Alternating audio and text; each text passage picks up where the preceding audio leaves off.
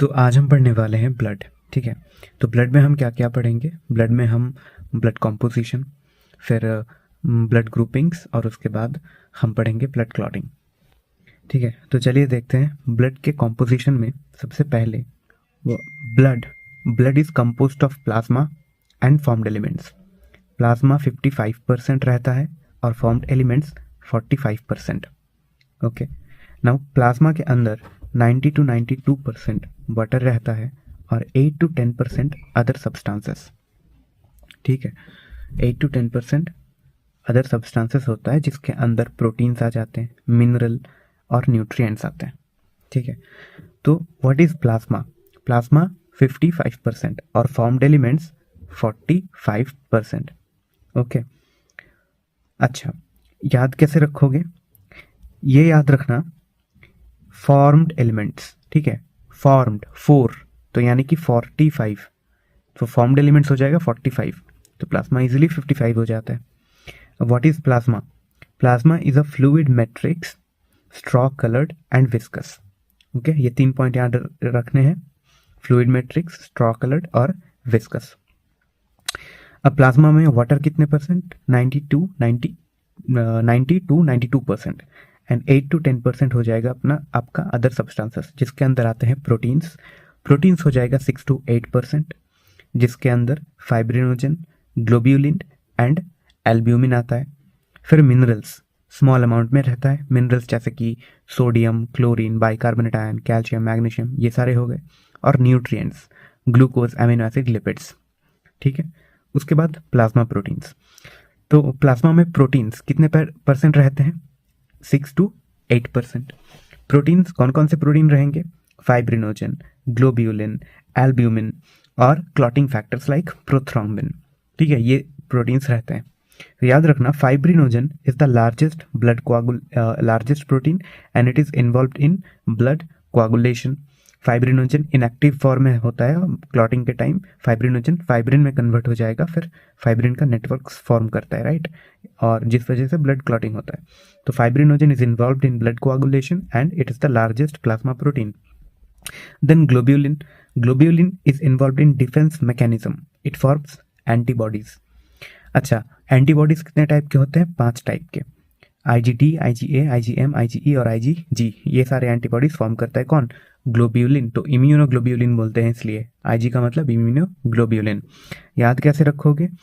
देखो, एंटीबॉडीज क्या करता है? पैथोजन जो होता है ना, एंटीजेंस को वो डिस्ट्रॉय करते हैं। तो इस तरीके से याद रखो, antibodies damage antigens, right, damage करता है, DAMAG। Okay, IgD, IgA, IgM, IgE and IgG. Then albumin. Albumin is the smallest plasma protein and it maintain osmotic balance. बस इतना याद रखना कि albumin सबसे छोटा होता है और ये मेंटेन करता है osmotic balance को।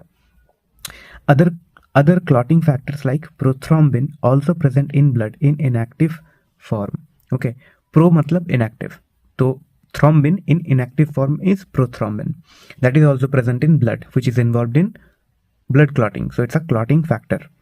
Now plasma without clotting factors is called serum. Serum किसको बोलेंगे? प्लाज्मा को बोलेंगे, without the clotting factors is called serum. Done. Then formed elements. Okay, तो प्लाज्मा हो गया आपका। अब पढ़ते हैं फॉर्म्ड एलिमेंट्स। फॉर्म्ड एलिमेंट्स के अंदर आता है, तो formed elements also called corpuscles. It includes erythrocytes मतलब RBC, ल्यूकोसाइट्स मतलब WBC एंड प्लेटलेट्स मतलब थ्रोम्बोसाइट्स। ओके, तो एरिथ्रोसाइट यानी RBC, फिर ल्यूकोसाइट WBC एंड थ्रोम्बोसाइट्स मतलब platelets. RBC red blood cells, leukocyte white blood cells, right, and thrombocytes मतलब platelets. तो सबसे पहले हम पढ़ेंगे एरिथ्रोसाइट्स यानी RBC। तो याद रखना, RBCs होते हैं मोस्ट अबंडेंट, 5 to 5.5 मिलियन पर mm³ ऑफ ब्लड मिलता है RBC count. Okay, 5 to 5.5 million पर mm³। Shape is biconcave, it's devoid of nucleus, कोई न्यूक्लियस इसमें नहीं रहता। डायमीटर कितना होता है? 7.5 micrometer. It forms in the red bone marrow, और RBC के फॉर्मेशन को क्या बोलते हैं? एरिथ्रोपोएसिस। अच्छा, एक पॉइंट यहाँ पे याद रखना कि किडनी में होते हैं JG सेल्स यानी कि जक्स्ट्रा ग्लोमेरुलर सेल्स, ओके, तो उन सेल से एरिथ्रोपोइडिन हार्मोन रिलीज होता है जो कि इन्वॉल्व है एरिथ्रोपोइसिस में। ये एक PYQ आया था। अब आरबीसी का एवरेज लाइफ स्पैन होता है 120 days. Red coloured iron containing pigment haemoglobin. RBC के अंदर रेड कलर का एक आयरन कंटेनिंग पिगमेंट होता है जिसका नाम है क्या, हीमोग्लोबिन। अमाउंट पूछे तो 12 to 16 ग्राम पर 100 ml of blood. Okay, RBC count अगर ज़्यादा हो जाए तो उसको पॉलीसाइथेमिया बोलते हैं, आरबीसी काउंट कम हो जाए तो उसको हम एनीमिया बोलेंगे। एनीमिया अब दो तरीके के हो सकते हैं, due to iron deficiency and due to vitamin B12 deficiency. B12 को हम साइनोकोबालामिन भी बोलते हैं। तो ड्यू टू आयरन डेफिशिएंसी अगर एनीमिया होता है तो उसको क्या बोलेंगे हम, माइक्रोसाइटिक एनीमिया। माइक्रो, आयरन का आई, माइक्रो, माइक्रो में आई, तो ऐसे याद रखना कि due to iron deficiency will be microcytic anaemia and due to vitamin B12 यानी कि cyanocobalamin deficiency that will be macrocytic anaemia या फिर pernicious anaemia. Second one is leukocytes और WBC। याद रखना WBC कलरलेस होता है due to lack of haemoglobin, क्योंकि इसके अंदर कोई हीमोग्लोबिन नहीं रहता तो ये कलरलेस होता है। ठीक है, न्यूक्लिएटेड होता है। RBC was divide of nucleus, कोई न्यूक्लियस नहीं था उसमें, WBC में न्यूक्लियस होगा। ठीक है, न्यूक्लिएटेड होता है। शॉर्ट लिव्ड, अमाउंट है 6000 to 8000 पर mm³ ऑफ ब्लड। टाइप्स दो टाइप के होते हैं, एक ग्रैन्युलोसाइट और एक एग्रैन्युलोसाइट। ग्रैन्युलोसाइट का मतलब इसका जो न्यूक्लियस होगा वो मल्टी लोब्ड होगा। ठीक है, इसमें एक से ज़्यादा लोब्स होंगे, इसलिए ग्रैन्यूल्स की तरह दिखेगा, तो इसलिए ग्रैन्युलोसाइट। और ए ग्रैन्युलोसाइट मतलब जिसमें ग्रैन्यूल्स नहीं होगा, न्यूक्लियस लोब्ड नहीं होगा। ठीक है, तो ग्रैन्युलोसाइट्स में लोब्ड न्यूक्लियस मिलेंगे, और क्योंकि लोब्ड न्यूक्लियस मिले तो इसको PMNL यानी कि पॉलीमॉर्फोन्यूक्लियर ल्यूकोसाइट्स भी बोलते हैं। देन ग्रैन्युलोसाइट्स के अंदर आता है आपका acidophils, okay, basophils and neutrophils. Okay, तो ऐसे याद रखो कि एसिडोफिल्स को यूसिनोफिल्स भी बोला जाता है। Acidophil resist infection, allergic reaction में इन्वॉल्व होता है। 2 लोब्स इन न्यूक्लियस में दो लोब्स होंगे। ठीक है, dumbbell shaped nucleus dumbbell shape का दिखता है, कुछ ऐसा। बेसोफिल को मास्ट सेल भी बोलते हैं, विच release heparin, histamine and serotonin. ठीक है, हेपरिन आपको पता है एंटीकोआगुलेंट होता है, ब्लड के अंदर हेपरिन रहता है इसलिए ब्लड क्लॉट नहीं करता हमारे बॉडी के अंदर। ठीक है, एंटीकोआगुलेंट है। तो basophil is involved in inflammatory reactions. It is the smallest granulocyte and least abundant. Okay, S shaped nucleus होगा बेसोफिल का, याद रखना बेसोफिल में एस शेप्ड न्यूक्लियस होगा।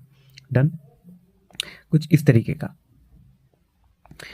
अच्छा, न्यूट्रोफिल इज मोस्ट अबंडेंट। ठीक है, बेसोफिल में स्मॉलेस्ट ग्रैन्युलोसाइट हो गया वो, न्यूट्रोफिल हो जाएगा मोस्ट अबंडेंट, सबसे ज्यादा। 3 to 5 लोब्स रहेंगे इसके न्यूक्लियस में, और ये फैगोसाइटिक होता है। न्यूट्रोफिल फैगोसाइटोसिस करता है। ठीक है, नेक्स्ट आता है आपका ए ग्रैन्युलोसाइट, मतलब कि न्यूक्लियस में कोई लोब्स नहीं होगा। इस पे आ जाएंगे मोनोसाइट। मोनोसाइट को मैक्रोफाज भी बोला जाता है टिश्यूज के अंदर। ठीक है, मैक्रोफाजेस बोलते हैं। तो इसका न्यूक्लियस बीन शेप्ड या किडनी शेप्ड होता है, ये भी फैगोसाइटिक होता है। तो न्यूट्रोफिल और मोनोसाइट ये दोनों हो गए क्या, फैगोसाइटिक सेल्स। जैसे कि लिवर में कफर सेल, ब्रेन में माइक्रोग्लियल सेल्स, लंग्स में डस्ट सेल, ये सारे मैक्रोफाजेस हैं। ठीक है, देन हो गया आपका lymphocyte. Lymphocyte has the largest nucleus and it is smallest of all. ध्यान रखना, lymphocyte is smallest of all. Monocyte, granulocyte and agranulocyte दोनों के बीच में सबसे छोटा है न्यूक्लियोसाइट। ठीक है, सॉरी, लिम्फोसाइट, और इसका न्यूक्लियस सबसे बड़ा होगा, लार्जेस्ट न्यूक्लियस। लेकिन ग्रैन्युलोसाइट में पूछे तो सबसे छोटा granulocyte, smallest granulocyte will be basophil. ठीक, lymphocyte is involved in immune response. दो टाइप के लिम्फोसाइट होते हैं, टी लिम्फोसाइट, बी लिम्फोसाइट।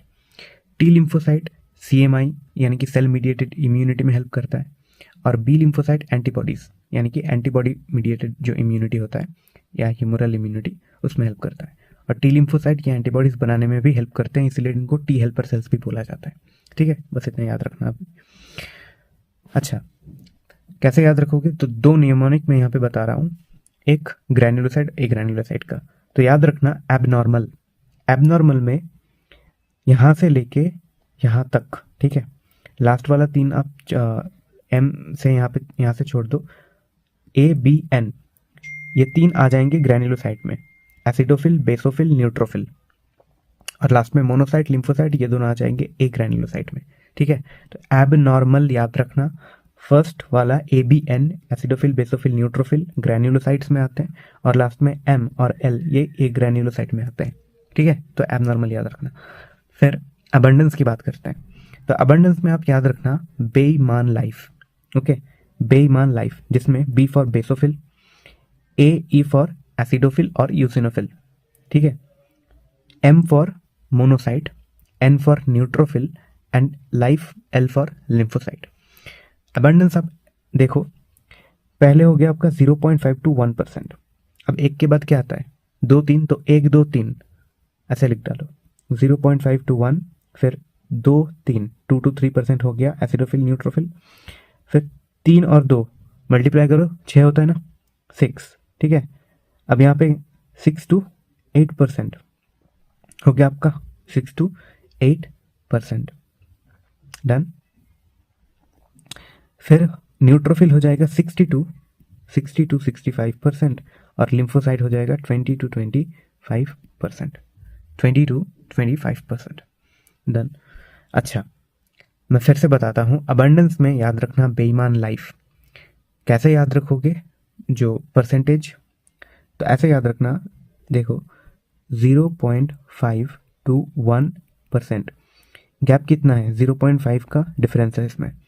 एक के बाद आता है 2, 1 2 3 एक साथ में लिख लो, तो 2-3%, गैप कितना आया, 1% का गैप आया, राइट, 1% का डिफरेंस आया, ठीक है। फिर नेक्स्ट वाला, ये हो गया बेसोफिल, ये हो गया एसिडोफिल, फिर मोनोसाइट, मोनोसाइट में देखो अब 0.5 से सीधा 1 का डिफरेंस, यानी कि मल्टीप्लाई हुआ है इसमें 2, ठीक है, 2 गुना डिफरेंस, तो नेक्स्ट में भी 2 गुना डिफरेंस आपको देखने को मिलेगा। और एक को अगर 2 गुना मतलब इस वाले से 2 गुना, तो अब 2% का डिफरेंस देखने को मिलेगा। लेकिन यहाँ पे 1 2 3 के बाद 3 × 2 यानी कि 6, और 2% का डिफरेंस देखने को मिल रहा है, यानी कि 6 से 8 हो जाएगा, ठीक है, याद हो गया। बेसोफिल में 0.5 से 1%, डिफरेंस कितना, 0.5 का डिफरेंस यहाँ पे। एसिडोफिल में 2 to 3 यानी कि 1% का डिफरेंस यहाँ पे, ठीक है, इसके बीच में 2 to 3, इस डिफरेंस की बात कर रहा हूँ मैं। तो यहाँ पे सीधा 2 गुना बढ़ गया डिफरेंस, तो यहाँ पे फिर से 2 गुना बढ़ जाएगा। अब यहाँ पे 1% का डिफरेंस था, तो इसका 2 गुना, 2% का डिफरेंस यहाँ पे मिलेगा। देखो 6 to 8 यानी कि दोनों के बीच का डिफरेंस कितना है, 2%, राइट। तो ऐसे, और इस सीरीज को याद रखना है 0.5 to 1, एक के बाद 2 3 × 2 हो जाएगा 6। अब यहाँ पे 2 का डिफरेंस आपको पता है, 6 to 8% हो गया। न्यूट्रोफिल याद रखना 60 to 65% हो जाएगा, और लिम्फोसाइट हो जाएगा पर 20 to 25%। तो मोस्ट अबंडेंट कौन सा हो गया, मोस्ट अबंडेंट हो गया आपका न्यूट्रोफिल, डन। अब थ्रोम्बोसाइट्स यानी कि प्लेटलेट्स, तो ये सेल फ्रैगमेंट्स होते हैं, ठीक है, produce from mega karyocyte special cells in bone marrow. Bone marrow में कुछ स्पेशल सेल्स होते हैं जिनको मेगा कैरियोसाइट्स बोला जाता है, उनमें से रिलीज होता है। 1.5 to 3.5 लाख पर mm³ ऑफ ब्लड, ब्लड के अंदर ये 1.5 to 3.5 लाख पर मिलीमीटर क्यूब ब्लड में ये मिलते हैं, ठीक है। ब्लड कोआगुलेशन में इन्वॉल्व होता है। इनका नंबर अगर डिक्रीज हो जाए तो क्लॉटिंग डिसऑर्डर्स देखने को मिलेंगे, यानी कि एक्सेसिव लॉस ऑफ ब्लड होगा। ये डायग्राम एनसीईआरटी का है, ठीक है। ये आरबीसी देख सकते हो, कोई न्यूक्लियस नहीं है तो ये हो जाएगा आरबीसी। ये सेल फ्रैगमेंट्स बोला मैंने अभी, तो ये फ्रैगमेंट्स है सारे, तो ये प्लेटलेट्स हो गया। यूसिनोफिल में मैंने बोला था बाई लोब, 2 लोब होंगे न्यूक्लियस में, और न्यूक्लियस कुछ ऐसे यू शेप का होगा। देखो यहाँ पे आप देख सकते हो, याद कैसे रखना, अगर ये डायग्राम आपको मिले तो यहाँ पे न्यूक्लियस को देखो आप, न्यूक्लियस यहाँ पे ऐसा है, यू शेप का है, यानी कि ये हो जाएगा आपका योसिनोफिल, राइट, योसिनोफिल, यू, ठीक है। तो न्यूक्लियस आपको यहाँ पे यू शेप का देखने को मिल रहा है, तो ये हो जाएगा यूसिनोफिल। इस तरीके से याद रख सकते हो कि ये यूसिनोफिल है, ठीक है।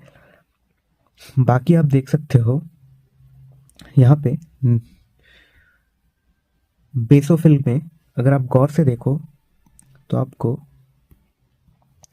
बीच में देखो ऐसे इस तरीके का एस शेप बन रहा है, और आपको पता है एस शेपेड न्यूक्लियस होता है कहाँ पे, बेसोफिल में, ठीक है, बेसोफिल में। ऐसे भी याद रख सकते हो कि इन सारों में से, ठीक है, platelet, eosinophil, RBCs, neutrophil, monocyte, इनमें सब में एस सिर्फ यूसिनो में है और बेसोफिल में। लेकिन आपको पता है यूसिनोफिल में न्यूक्लियस ऐसे यू शेप्ड का होगा, यू तो यू से यू शेप्ड का, तो यानी कि इस बेसोफिल में ही है बस, तो यहाँ पे इस शेप बन रहा है, तो ये वाला हो जाएगा आपका बेसोफिल, ठीक है, वेरी सिंपल।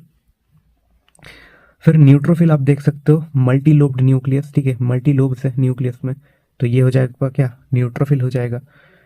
फिर आपको पता है मोनोसाइट, मोनोसाइट में देख सकते हो ये किडनी शेप्ड या बीन शेप्ड न्यूक्लियस बन रहा है, तो ये हो जाएगा आपका मोनोसाइट।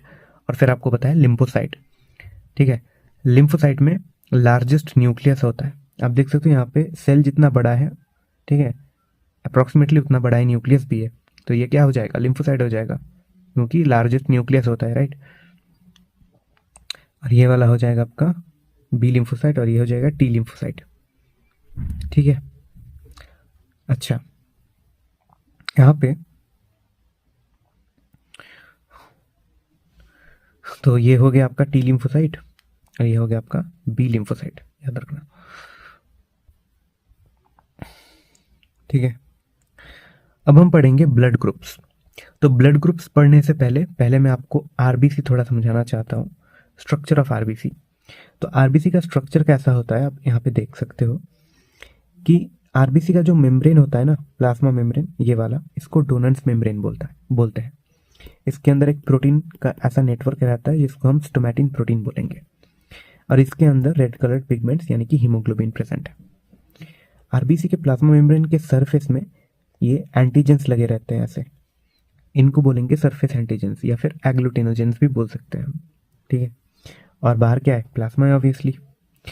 तो याद रखना ये antigens can not pass through the placenta, ये प्लेसेंटा को क्रॉस नहीं करती, ये कंसेप्ट बाद में आपके काम आएगा, ठीक है, एरिथ्रोब्लास्टोसिस फेटालिस पढ़ने के टाइम। तो याद रखना कि एंटीजन प्लेसेंटा को क्रॉस नहीं कर सकते, एंटीबॉडीज कर सकते हैं, ठीक है। तो एंटीजेंस कितने टाइप के हो गए, आरबीसी के सरफेस एंटीजेंस हो जाएंगे 3 टाइप के, एक तो ए एंटीजन, बी एंटीजन और एक आरएच या फिर T antigen. Antigen does not have any kind of phagocytic capacity, in antigens के पास कोई फैगोसाइटिक कैपेसिटी नहीं होता, ठीक है। नेक्स्ट हो गया आपका ब्लड प्लाज्मा, और ब्लड प्लाज्मा में इन एंटीजेंस के अपोजिट एंटीबॉडीज प्रेजेंट रहेंगे, ठीक है। तो एंटीबॉडीज जिसको हम एग्लूटिनिन भी बोलेंगे, और ये एंटीबॉडीज पास कर सकते हैं, प्लासेंटा को क्रॉस कर सकते हैं, तो this can pass through the placenta, और ये हो जाएंगे स्मॉल ए, स्मॉल बी और स्मॉल आर एच या स्मॉल डी। ये phagocytic only for the same kind of antigen. These antibodies, okay, RBC के सरफेस एंटीजेंस के अगेंस्ट एंटीबॉडीज प्लाज्मा में अवेलेबल है। सरफेस एंटीजेंस हो गया कैपिटल ए, कैपिटल बी, तो कैपिटल डी, तो इनके अपोजिट एंटीबॉडीज हो जाएंगे small A, small B and small D या फिर स्मॉल आर एच, जो प्रेजेंट है किसमें, प्लाज्मा में। फैगोसाइटिक कौन सा है, एंटीबॉडी से फैगोसाइटिक प्रॉपर्टी रखने वाला, राइट। यानी अगर स्मॉल ए एंटीबॉडी को कैपिटल ए एंटीजन दिख गया आरबीसी में, तो ये स्मॉल ए फैगोसाइटोसिस करेगा और इस एंटीजन को डिस्ट्रॉय कर देगा, यानी कि आरबीसी को डिस्ट्रॉय कर देगा। अगर स्मॉल बी को कैपिटल बी दिख गया आरबीसी में, तो ये स्मॉल बी कैपिटल बी को डिस्ट्रॉय कर देगा और फिर आरबीसी डिस्ट्रॉय हो जाएगा। लेकिन अगर सपोज ब्लड के प्लाज्मा में स्मॉल ए एंटीबॉडी प्रेजेंट है और आरबीसी में कैपिटल ए एंटीजन प्रेजेंट है, तो फिर ये कोई इफेक्ट नहीं शो करेगा, यानी आरबीसी को डिस्ट्रॉय नहीं कर पाएगा, राइट, क्योंकि वो सिर्फ सेम काइंड के एंटीजन के अगेंस्ट ही फैगोसाइटिक है, राइट। और एंटीबॉडी जो प्लाज्मा में है वही प्लासेंटा को क्रॉस कर सकता है, एंटीजन प्लासेंटा को क्रॉस नहीं कर सकता, ओके। अब हम पढ़ेंगे ब्लड ग्रुप्स। तो ब्लड ग्रुप्स होते हैं 2 टाइप्स के, एक एबीओ ग्रुपिंग हो गया और दूसरा आरएच ग्रुपिंग, ठीक है। एबीओ ग्रुपिंग में, ठीक है, एबीओ ग्रुपिंग हो गया एक, और एक हो गया आरएच ग्रुपिंग। तो पहले हम पढ़ेंगे ABO blood grouping. ABO blood grouping में आरबीसी के अंदर, आरबीसी के सरफेस में, ठीक है, ये हमने इस टेबल में आप देखो अच्छे से, ये कॉलम हो गया आपका antigens on RBC, this one is antibodies present in plasma and this one is blood group. यानी कि आरबीसी में कौन सा वाला एंटीजन प्रेजेंट है उसके ऊपर डिपेंड करके हमारा ब्लड ग्रुप डिसाइड होता है। अगर कैपिटल ए एंटीजन प्रेजेंट है तो ब्लड ग्रुप को हम बोलेंगे ए ग्रुप, अगर कैपिटल बी प्रेजेंट है तो बोलेंगे बी ग्रुप, अगर ए बी दोनों प्रेजेंट है तो बोलेंगे ए बी ग्रुप, अगर कोई प्रेजेंट नहीं है तो बोलेंगे ओ ग्रुप। और जो भी एंटीजन आरबीसी के सरफेस में प्रेजेंट होगा, ठीक है, उसके अपोजिट वाला एंटीबॉडी प्लाज्मा में नहीं रहता। मतलब अगर कैपिटल ए एंटीजन प्रेजेंट है आरबीसी के सरफेस में तो स्मॉल ए प्लाज्मा में नहीं रहेगा, स्मॉल ए एंटीबॉडी प्लाज्मा में नहीं रहेगा। कौन सा रहेगा? स्मॉल बी रहेगा, ठीक है। अगर कैपिटल बी एंटीजन प्रेजेंट है आरबीसी में तो फिर प्लाज्मा में स्मॉल बी नहीं रहता, स्मॉल ए रहता है, राइट। तो आप देख सकते हो एंटीजेंस अगर आरबीसी में कैपिटल ए है तो प्लाज्मा में एंटीबॉडी होगा स्मॉल बी, जिसको एंटी कैपिटल बी भी बोलते हैं।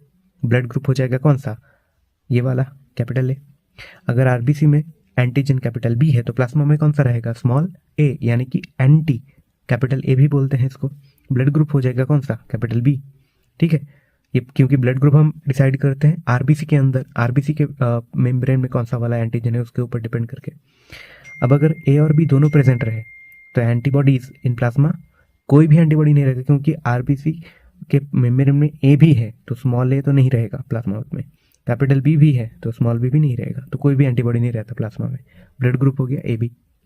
अब एंटीजेंस आरबीसी में नहीं है तो प्लाज्मा में स्मॉल ए स्मॉल बी दोनों ही प्रेजेंट रहेंगे और ब्लड ग्रुप हो जाएगा क्या? कैपिटल ओ, मतलब ओ, ओके। तो ये हो गया आपका ABO grouping. Next is RH grouping. RH का मतलब रिसस मंकी, ठीक है, याद रखना।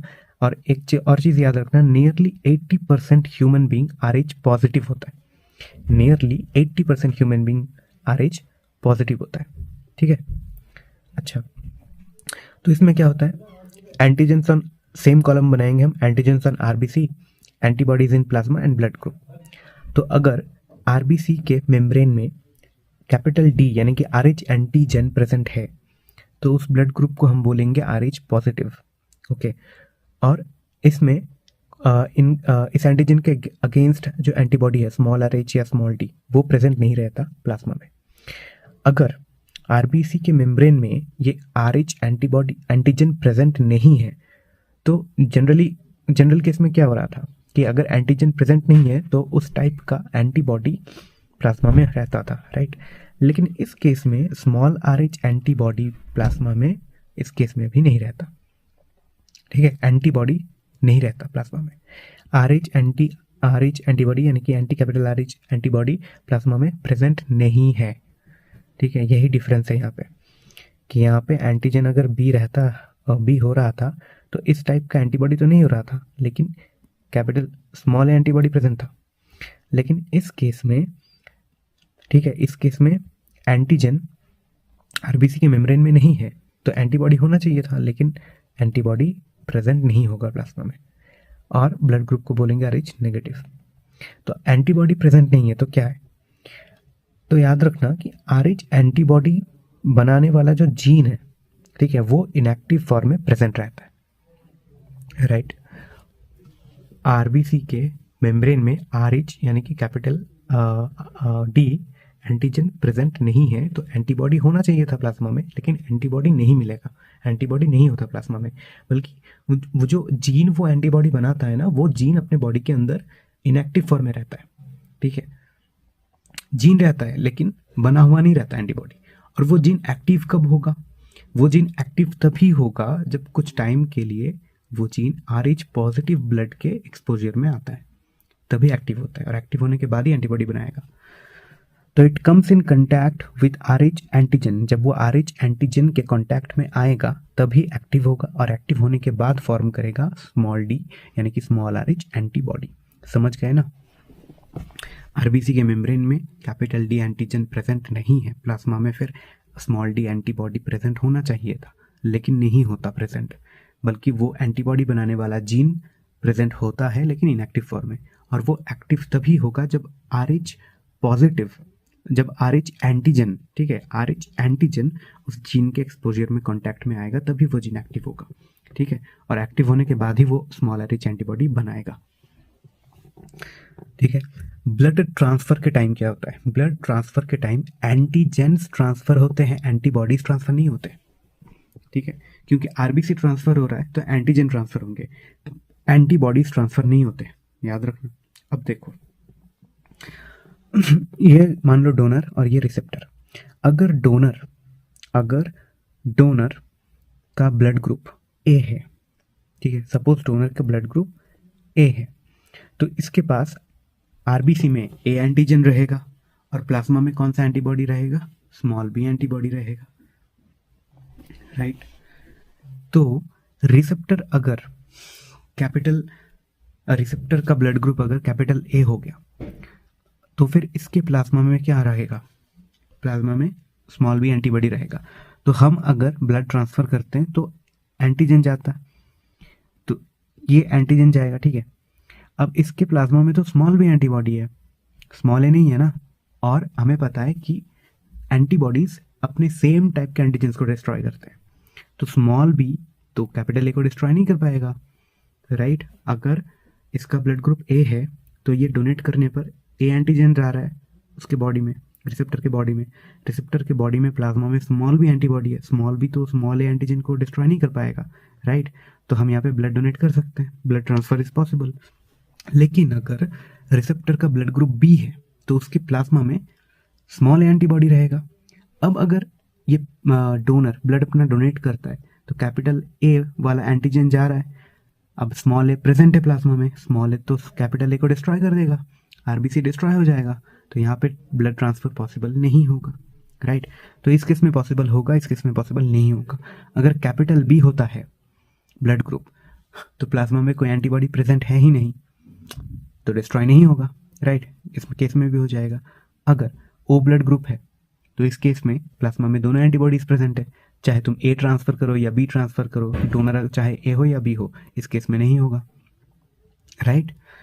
सिमिलरली अगर डोनर का ब्लड ग्रुप बी हो, ठीक है, रिसेप्टर का ए हो, तो रिसेप्टर के केस में ए ब्लड ग्रुप के केस में प्लाज्मा में स्मॉल बी एंटीबॉडी प्रेजेंट, तो कैपिटल बी डोनर का एंटीजन ट्रांसफर हो जाएगा, capital B, small B capital B को डिस्ट्रॉय कर देगा, blood transfer is not possible in this case. अगर कैपिटल बी होता है, अगर बी होता है ब्लड ग्रुप तो प्लाज्मा में small antibody, it can not destroy B antigen, so in this case blood transfer is possible. अगर ए बी ब्लड ग्रुप होता है, प्लाज्मा में there is no antibody, this case में भी पॉसिबल। अगर ओ होता है ब्लड ग्रुप तो प्लाज्मा में दोनों antibodies present, so this donor can not transfer blood in this case, right. इस केस में अगर डोनर का ए बी हो जाए ब्लड ग्रुप, तो रिसेप्टर अगर ए ब्लड ग्रुप का है तो प्लाज्मा में small B antibody is present, small B will destroy this capital B antigen, so this transfer is not possible. अगर बी ब्लड ग्रुप हो तो small A antibody is present, small A capital को destroy करेगा, this transfer is not also possible. अगर capital A B हो blood group तो antibody is not there in the plasma of the receptor, right. Receptor के plasma में कोई antibody नहीं है, तो दिस ट्रांसफर इज पॉसिबल। अगर ओ हो ब्लड ग्रुप तो दोनों एंटीबॉडीज ही प्रेजेंट है प्लाज्मा में, दोनों एंटीबॉडी दोनों एंटीजन को खत्म कर देंगे, तो this transfer is not possible. तो देखो ए बी डोनर सिर्फ ए बी ब्लड ग्रुप वाले रिसेप्टर्स को ही अपना ब्लड डोनेट कर पाएंगे, ट्रांसफर होगा पॉसिबल, राइट। अब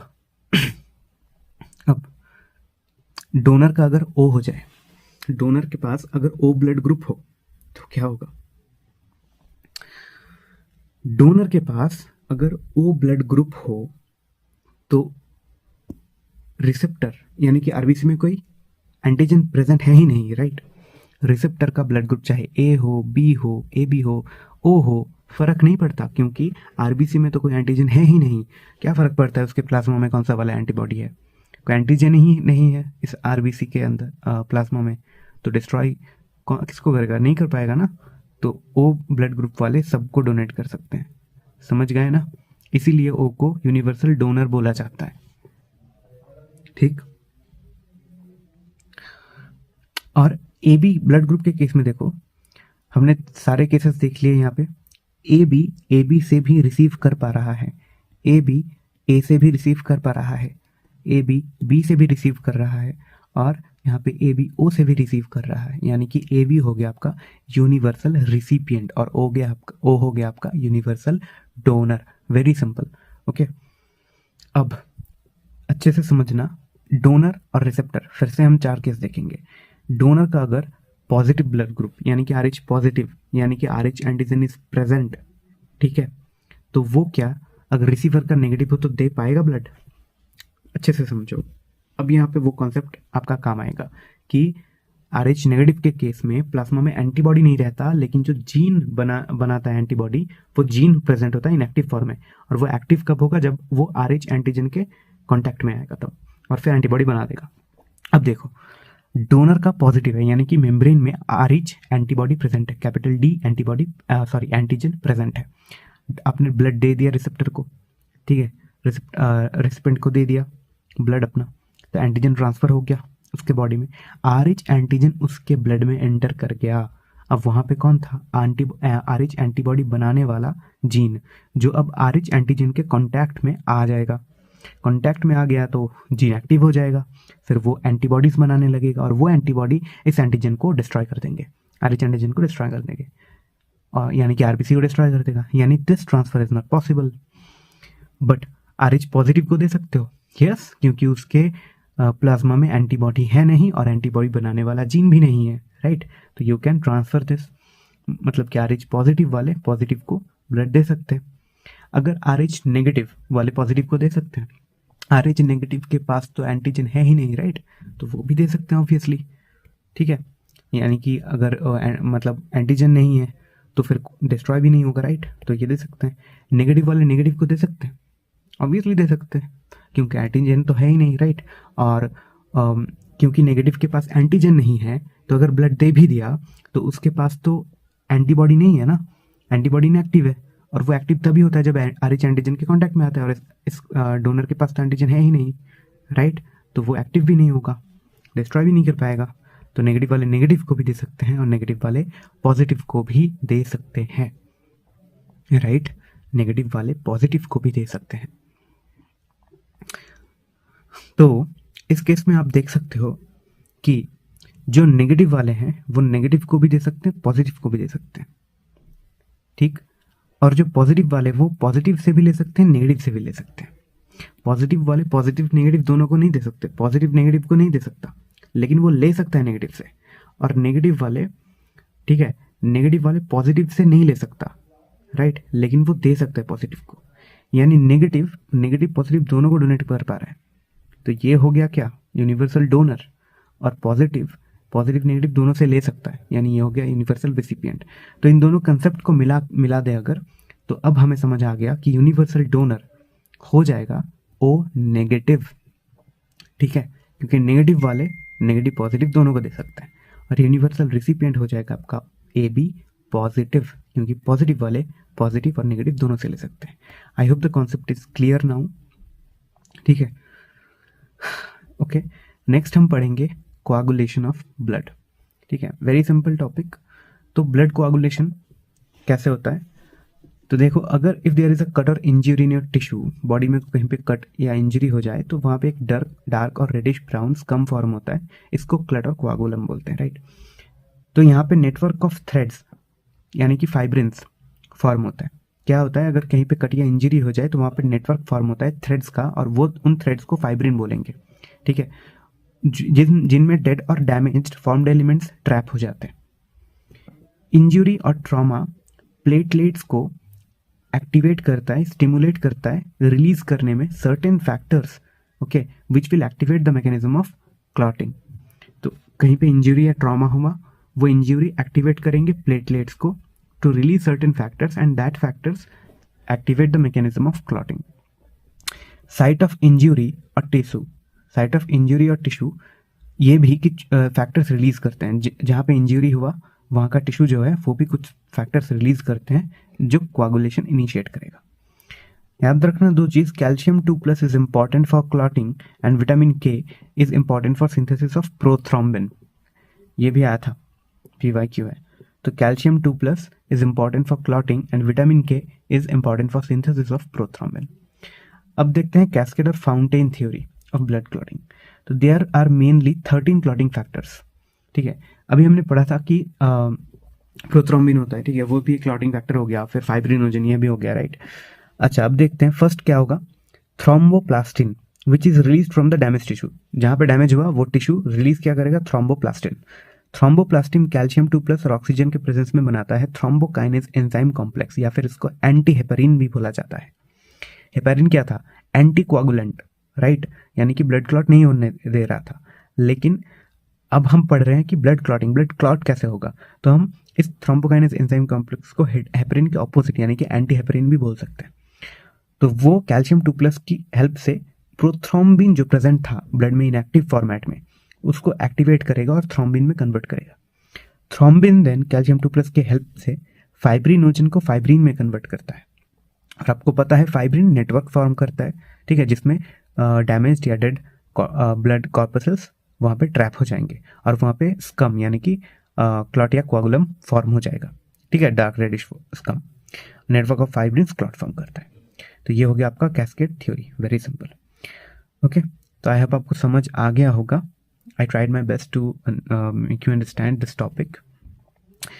तो इस टॉपिक में हमने पढ़ लिया, हमने ब्लड के कॉम्पोजिशंस पढ़ लिए, ब्लड ग्रुपिंग पढ़ लिया और ब्लड क्लॉटिंग भी पढ़ लिया। नेक्स्ट वीडियो में हम एरिथ्रोब्लास्टोसिस फेटालिस पढ़ लेंगे, ठीक है। तो अगर आपको ये नोट्स चाहिए तो नीचे डिस्क्रिप्शन में मैं लिंक दे दूंगा, आप वहाँ से नोट्स डाउनलोड कर सकते हो, ठीक है। और मेरे टेलीग्राम चैनल को ज्वाइन कर लेना ताकि आपको अपडेट्स मिलते रहें, ठीक है। और कमेंट करके मुझे ज़रूर बताना कि आपको ये समझ आ गया या नहीं, ठीक है। और अगर आपने अब पिछले 2 वीडियोस नहीं देखे तो जाके वो भी देख लेना, ठीक है, प्लेलिस्ट में प्रोवाइड कर दूंगा।